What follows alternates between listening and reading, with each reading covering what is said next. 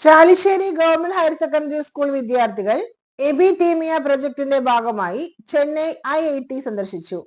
Chalissery government higher secondary സ്കൂളിലെ HSS വിഭാഗം വിദ്യാർത്ഥികൾ എബിതീമിയ പ്രൊജക്ടിന്റെ ഭാഗമായി രാജ്യത്തെ മുൻനിര വിദ്യാഭ്യാസ ഗവേഷണ സ്ഥാപനമായ ചെന്നൈ IIT ക്യാമ്പസ് സന്ദർശിച്ചു.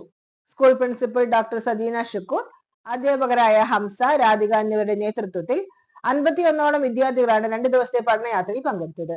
വിദ്യാർത്ഥികൾക്ക് ശാസ്ത്ര സാങ്കേതിക രംഗത്തെ നവീന ഗവേഷണങ്ങൾ, ലാബുകളിലെ പ്രവർത്തന രീതികൾ, സ്റ്റാർട്ടപ്പ് രംഗങ്ങൾ എന്നിവയെക്കുറിച്ച് വിശദമായ പരിചയപ്പെടുത്തലും IIT വിദ്യാർത്ഥികളുമായുള്ള സംവാദങ്ങളും പ്രോഗ്രാമിന്റെ ഭാഗമായി നടന്നു.